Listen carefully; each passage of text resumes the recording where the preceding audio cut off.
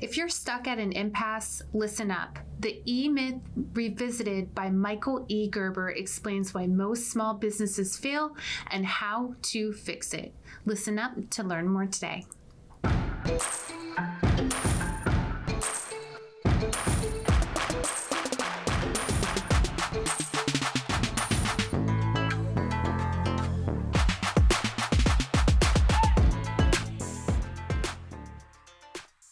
Hey, lady bosses, are you working even after putting the kids to bed but still not getting results? Are you tired of spending money on ads that aren't getting engagement? Do you feel burdened that you aren't fulfilling your purpose in life because you are so consumed with work? I'm your host, Brooke Boltz. I'm an attorney and founder of Boltz Legal. I started my business and in 1 year was bringing in 7 figures and am now bringing in multi-7 figures. And I'm your co-host, Rachel Boltz, owner of Boltz Media. I've helped many businesses build their online presence and increase their revenue through digital marketing. Want to hear how we did it? We are here to help you achieve your goals personally, professionally, and spiritually. So kick off your high heels, sit back, and let's ignite that passion. We're Miss Biz, where we're putting the Miss in biz. Let's get biz done. So today's episode is inspired by the book, The E-Myth Revisited by Michael Gerber. And the E-Myth stands for entrepreneurial myth. It's the belief that if you're good at something, you can build a successful business doing it. And in reality, most businesses are started by technicians, not entrepreneurs. So there's 3 roles every business owner plays. Gerber says inside every business owner, there are 3 people. The first one is the technician. This is the doer, the lawyer doing the paperwork, the baker baking, the photographer shooting. They love the work, but they get stuck doing everything. Right. So the technician is how I think a lot of us start. It's like, okay, I'm good at being a lawyer, so let me start a business being a lawyer. Or I'm good at baking, so let me start a business doing baking. But we all know that just being a good technician does not mean that your business is going to be successful. So the second person inside of every business owner is the manager. And this is the organizer. This is the person who builds out the systems, the processes, and the order. And they want control and structure. Third is the entrepreneur. This is the visionary, the big ideas, the growth, the strategy. They think about the future. The problem is most business owners live almost entirely as the technician. They build a job, not a business. Right.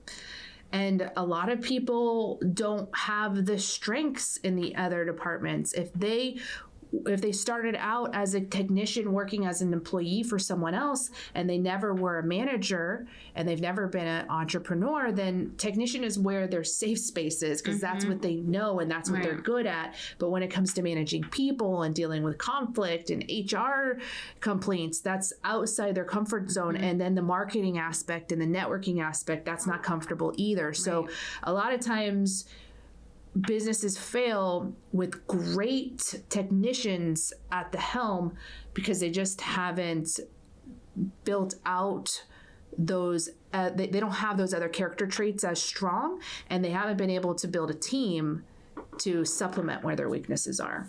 Yeah, absolutely. Finding guests for a podcast can be difficult sometimes, so Brooke and I wanted to let you guys know that we are available to appear on your podcast. We also enjoy speaking at events, so if you have an event coming up, these jingles can go on the road. Simply go to missbiz.com/contact and in the subject line, write podcast guest or event speaker, and we'll reach out to you to further coordinate. So the key is to work on your business, not in your business. If you only work in it, you're going to stay stuck. You're going to burn out. Your growth is going to stall. But if you work on it, you're going to build systems, you're going to create scalability, and you're going to gain freedom. I know for me, what kind of helps me stay working on the business is because I have a business coach, and he's always pushing me to perform certain tasks. Every week I have a new task that I have to do. So that kind of like gears me and forces me to do things that maybe I might not have done without his encouragement. Right.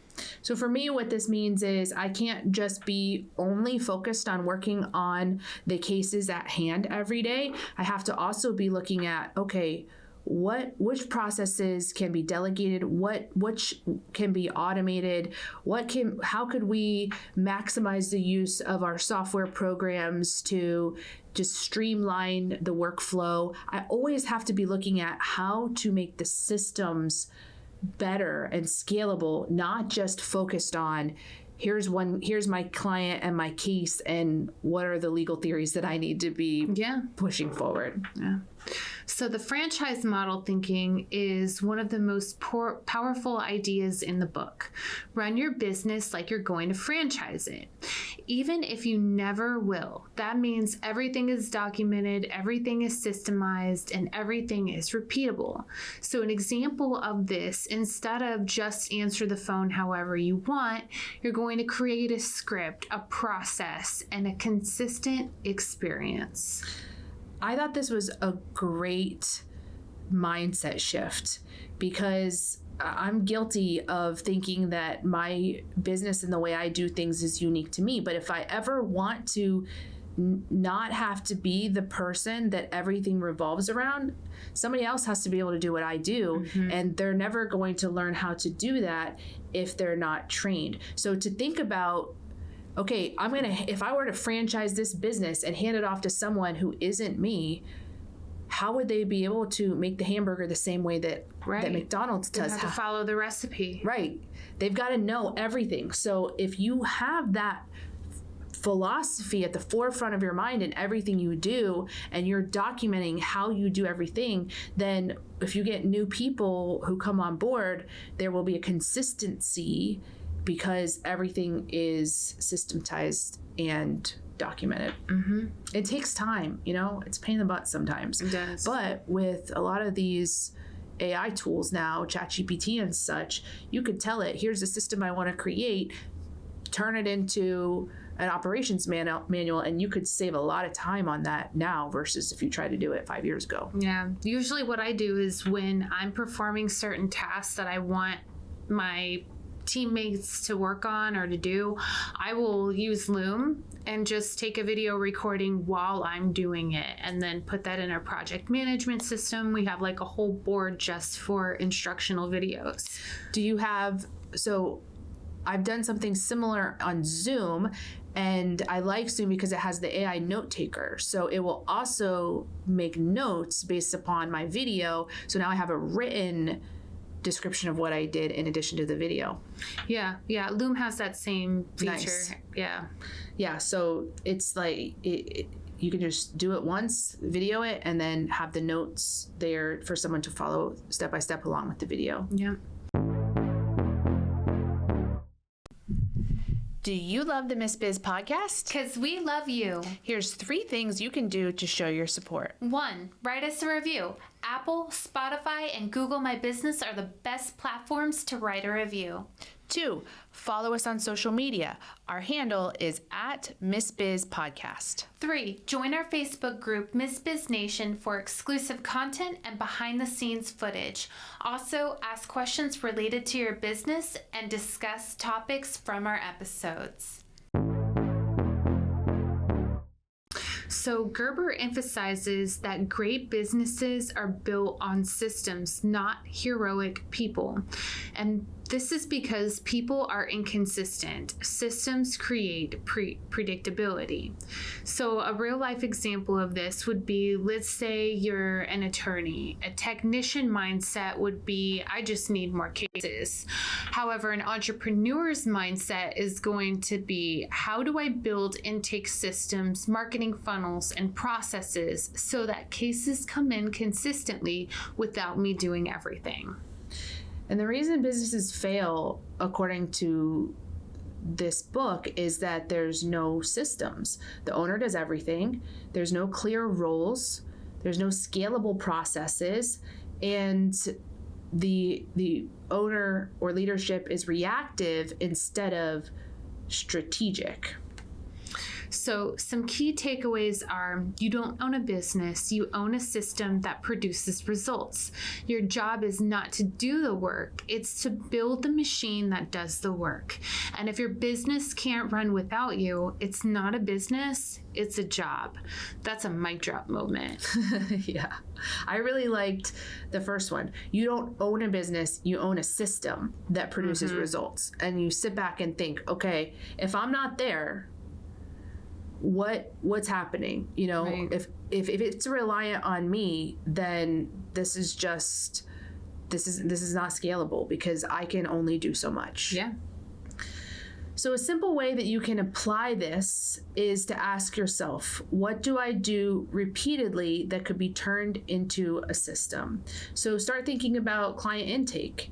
Is that something that a system could be created around? Onboarding, follow-ups, marketing, and then document one process this week that you want to turn into a system, or maybe you have a system but it needs to be updated or improved upon.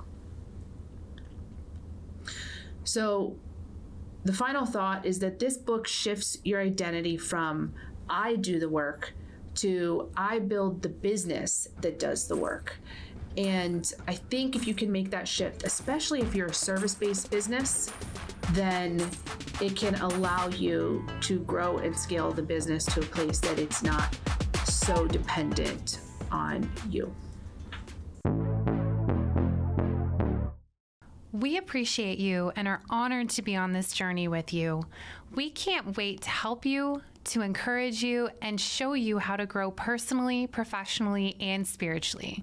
If you found Miss Biz helpful, please leave a review and share with others. You can follow us on social media at Miss Biz Podcast. For legal questions or services, please visit boltslegal.com. And for digital marketing needs, please visit boltsmedia.com. Let's get biz done.